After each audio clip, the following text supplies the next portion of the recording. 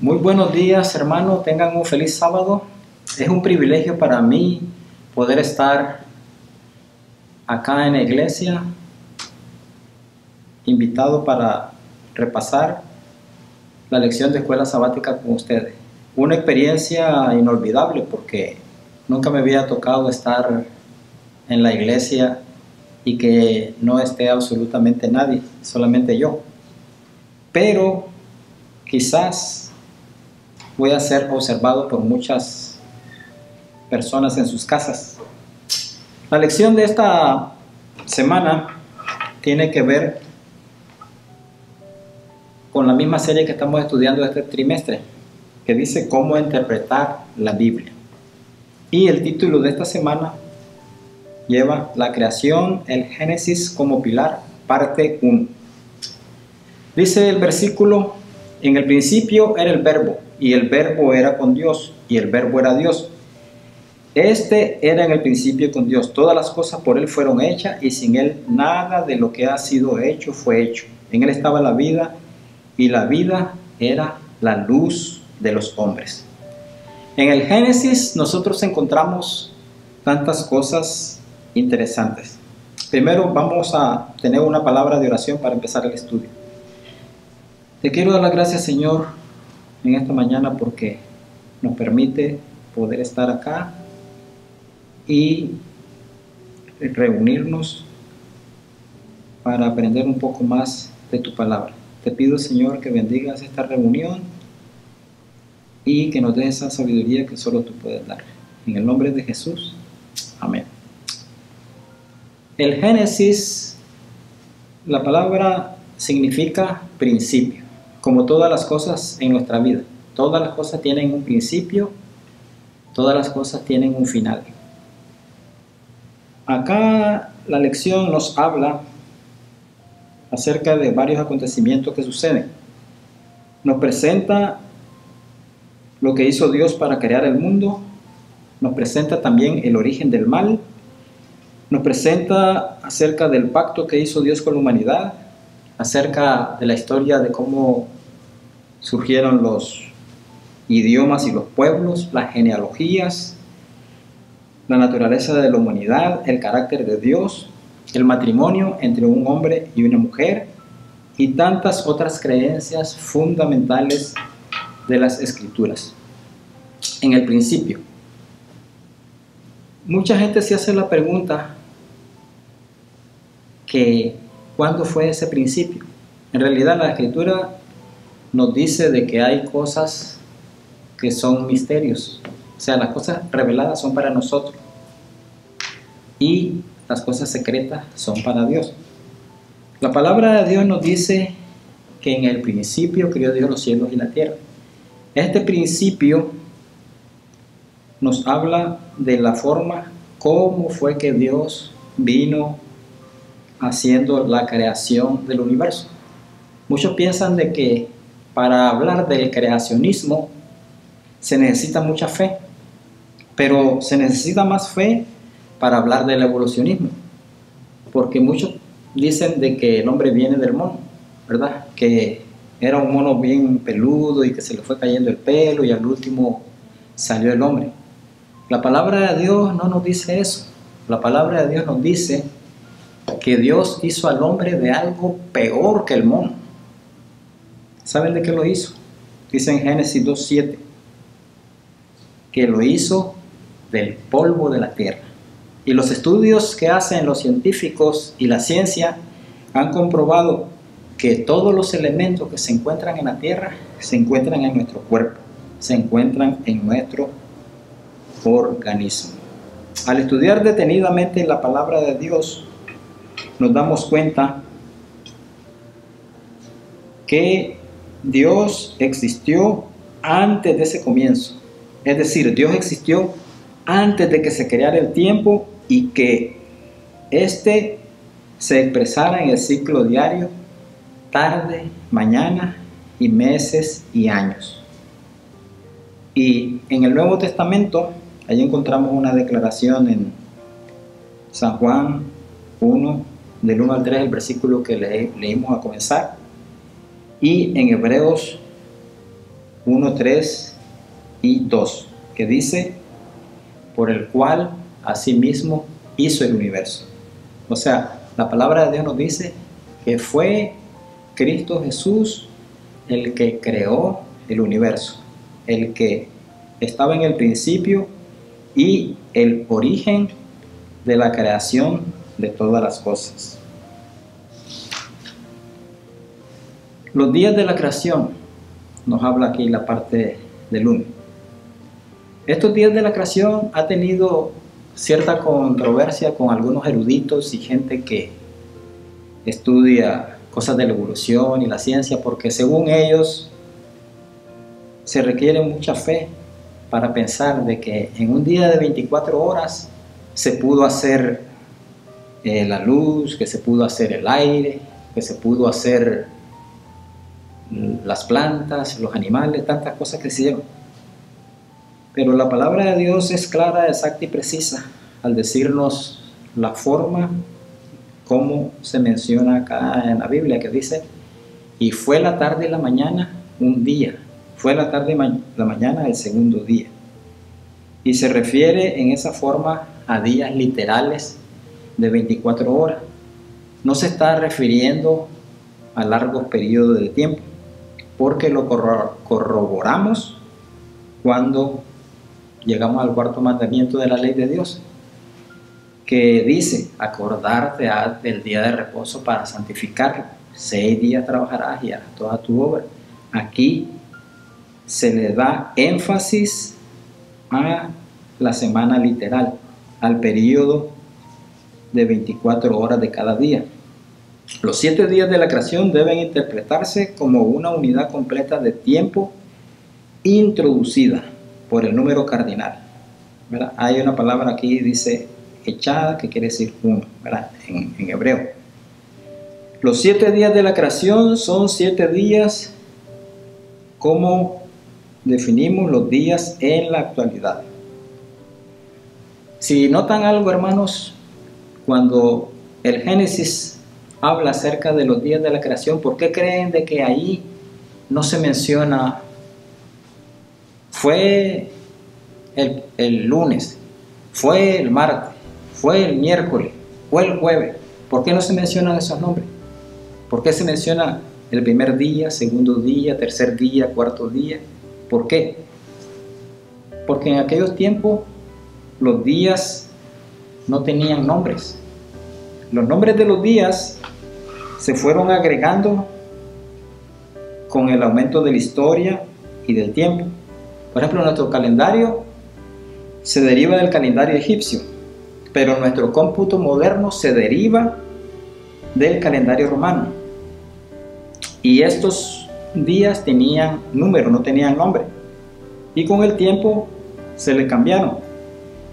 Miramos cuando se refiere al día domingo. En inglés se le llama Sunday, quiere decir día del sol. El día lunes en inglés se le dice Monday, quiere decir día de la luna. El martes se refiere al dios de la guerra en la mitología.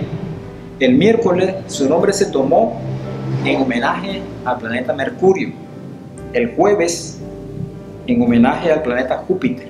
Y el viernes al planeta Venus. Como miramos, estos nombres fueron agregados conforme el tiempo. Por esa razón es que usted no va a encontrar allí que dice esos nombres. Dice primero, segundo, tercero, cuarto y quinto.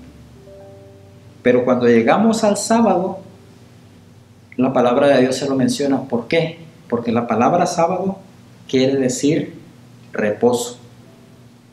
Y algo interesante que miramos en inglés, hay 2 palabras para referirse al sábado. Si lee la Biblia, aquí le dice Sabbath, que quiere decir reposo. Y cuando leemos los calendarios, dice Saturday, porque Saturday se está refiriendo al planeta Saturno. En español pues no tenemos ese problema, decimos sábado solamente. Pero esta creación que se menciona en las escrituras está refiriéndose a la semana, a 7 días literales. Ahora, cuando llegamos al cuarto mandamiento, al sábado, este tiene 3 características, no son como los otros días. Estas 3 características son, dice que lo reposó, lo bendijo y no solo eso, sino lo santificó. O sea, son 3 características las que encontramos ahí en ese versículo. Y cuando nos vamos nosotros a Ezequiel 20, 12 y 20, dice, señal es para siempre entre mí y vosotros, refiriéndose al sábado. Esta es la declaración que nos hace la Escritura referente a la semana de los días literales de la creación. Cuando llegamos al 6º día, Dios está haciendo Él ahí la culminación Él de su creación. Dice que crea al hombre y a la mujer. Ya creó al hombre y después crea a la mujer. Algo muy interesante que descubrí, la palabra de Dios dice que Él da sabiduría y le va a enseñar cosas que tú no sabes cuando tú te dedicas a tratar de descubrir su misterio. Aquí en el libro de Génesis, capítulo 2, versículos 23 y 24, está la declaración en la Biblia King James, la versión de King James. Dice acá, dijo entonces Adán, esto es ahora hueso de mis huesos y carne de mi carne.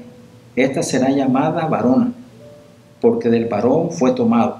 Por tanto dejará el hombre a su padre y su madre, se unirá a su mujer y será una sola carne. Estos 2 versículos, hermano, si usted los cuenta, la cantidad de palabras que hay en estos 2 versículos, no tiene que incluir la palabra donde dice dijo, sino todas las otras palabras. Usted las cuenta y la cuenta en la versión en inglés, va a encontrar que son 46 palabras. Estas 46 palabras se mencionan en Juan capítulo 2, versículos 20 al 21, que le hicieron una pregunta a los judíos, a Jesús. En 46 años fue edificado este templo y tú dices que en 3 días lo levantarás. Mas él hablaba del templo de su cuerpo. 46. ¿Por qué decía del templo de su cuerpo? Porque la vida se forma con 23 cromosomas de la mujer y 23 cromosomas del hombre. Se unen, forman la célula, forman el embrión y la nueva vida. Ahí si usted suma 23 y 23, tiene el número 46, que es lo que dice la palabra de Dios, ¿verdad?, acerca de la creación del hombre y de la mujer. Y la palabra de Dios dice que cuando hizo a Eva, se la hizo para que fuera ayuda idónea para él. Ahora dice, hagamos al hombre nuestra imagen conforme a nuestra semejanza. Esa declaración, cuando dice en plural, hagamos, es porque se está refiriendo a más de uno.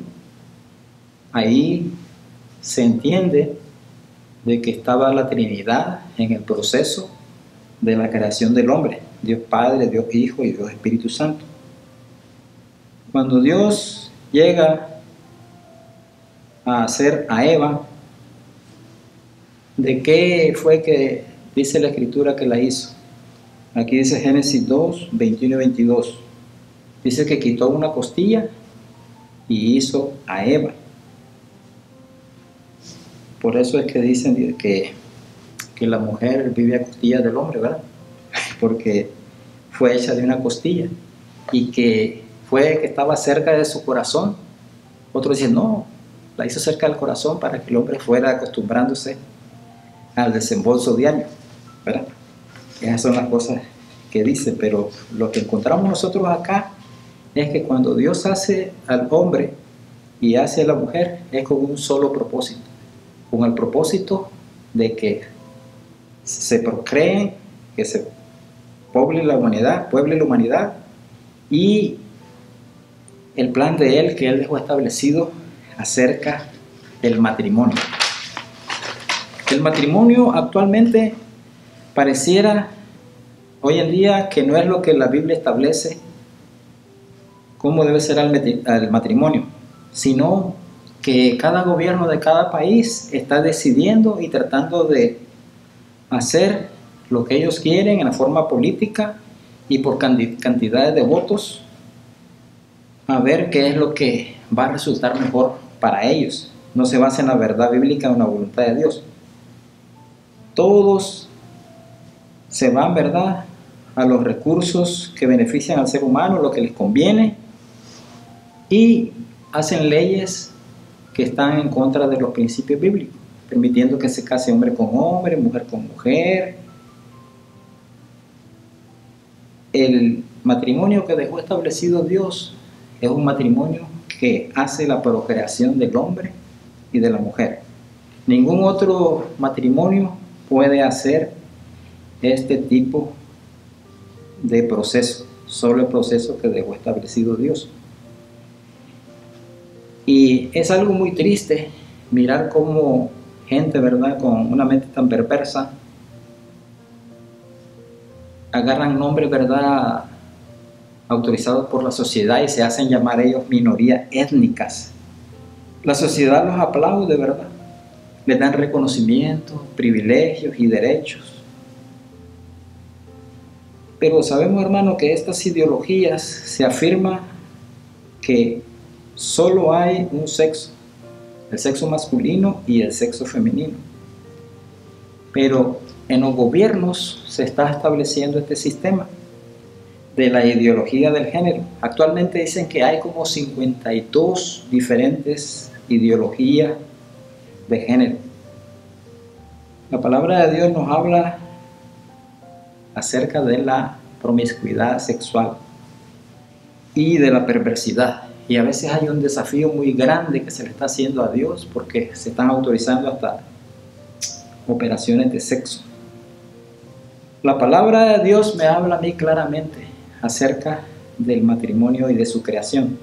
Él dice en Hebreos 13:8 que es el mismo ayer, hoy y siempre y por los siglos. En Mateo 24:35 me dice: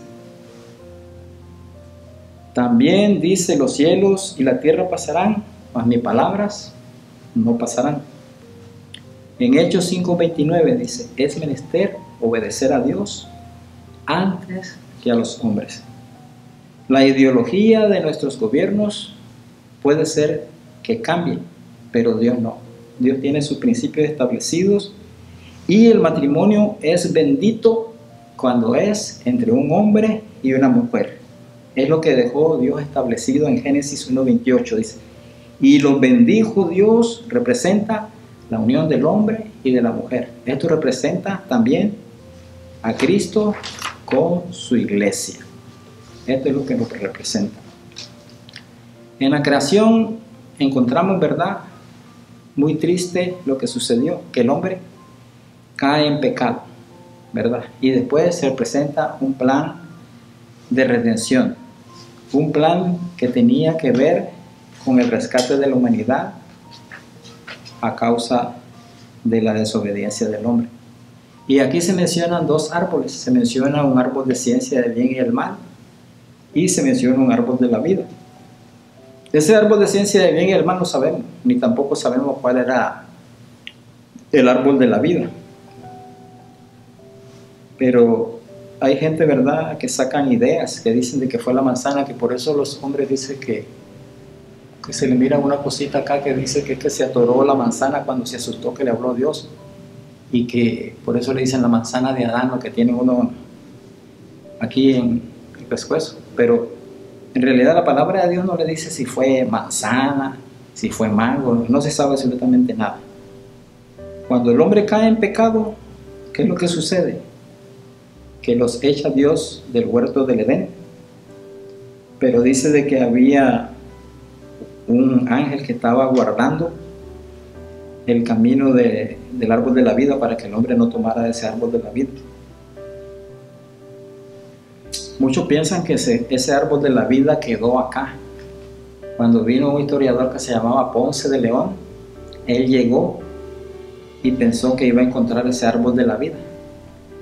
Pero aquí en Apocalipsis nos habla, ¿verdad?, de que ese árbol de la vida no se quedó acá, se fue al cielo. En Génesis 3:24, a ver si tenemos un poquito de tiempo, vamos a leerlo.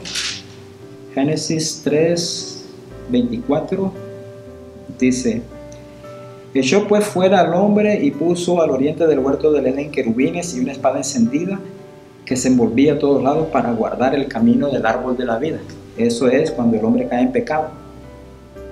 Pero si usted estudia bien la escritura, en Apocalipsis capítulo 22, versículo 2, vamos a buscarlo. Apocalipsis 22, versículo 2 dice: en el medio de la plaza de ella y de la una y de la otra parte del río estaba el árbol de la vida, que lleva 12 frutos, dando cada mes su fruto, y las hojas del árbol eran para la sanidad de la nación. ¿Dónde dice aquí Apocalipsis que está el árbol de la vida? Dice: en medio de la plaza de ella y de la una y de la otra parte del río estaba el árbol de la vida.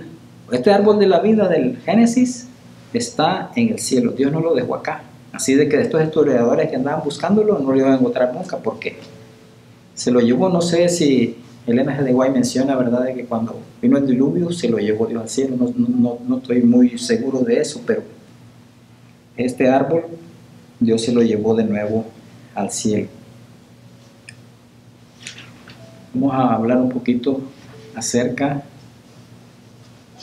de cómo nosotros tenemos que confiar en las promesas y en la palabra de Dios, porque todo lo que hemos estado estudiando es referente a la palabra y las promesas de Dios. Hermano, ¿alguna vez has sentido que Dios te ha hablado a ti? ¿Has escuchado su voz? Bueno, yo he escuchado la voz de Dios. A veces Dios me ha hablado hasta por una persona humilde, una persona sencilla. A veces lo he oído en predicaciones. A veces ando buscando respuesta a algo y he encontrado la voz de Dios de diferentes maneras. Fíjense que es sorprendente, porque muchas veces nosotros pensamos que la voz de Dios la vamos a oír así como una cosa bien potente, como algo, ¿verdad?, de que haga que nuestros oídos vayan a reventar del sonido. Fíjense, cuando cayó la bomba atómica sobre Hiroshima, la que lanzó Estados Unidos en Japón, en el año 1945, esa bomba cuando cayó allí se escuchó a 200 millas de distancia. El volcán Krakatoa de Indonesia, cuando hizo erupción en el año de 1883, se pudo escuchar su erupción hasta 2.908 millas de distancia. Pero la energía que liberó ese volcán en su explosión fue de 10.000 veces más que el de una bomba atómica. La voz de Dios tiene su característica especial y se distingue de otras voces, y se ha escuchado su voz a través de toda la historia del pueblo de Dios.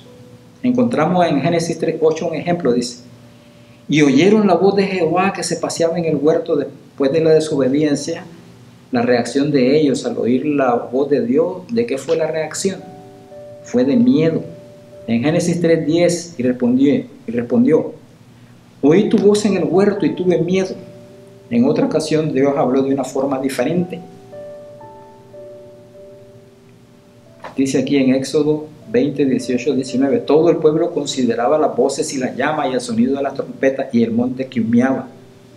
Y viéndolo el pueblo, temblaron y se pusieron de lejos. Y dijeron a Moisés: habla tú con nosotros para que no muramos. ¿Cuál fue la reacción del pueblo al escuchar la voz de Dios? Dice: temblaron. En Apocalipsis 16, 18 dice: entonces fueron hechos relámpagos, voces y truenos.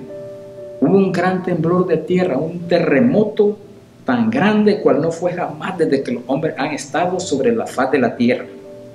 En Apocalipsis 16, 20 dice: toda isla huyó y los montes no fueron hallados. Y en Apocalipsis 1:8 dice: todo ojo le verá, La voz de Dios, hermanos, es más potente que poder escuchar la explosión de un volcán Krakatoa cuando cae una bomba atómica, porque la voz de Dios se oirá en la redondez de toda la tierra. En el día final, en la palabra de Dios, está acá la energía creadora que llamó a los mundos a la existencia. Esta palabra, esta voz, imparte poder y engendra energía. Ese es el poder y la voz de Dios.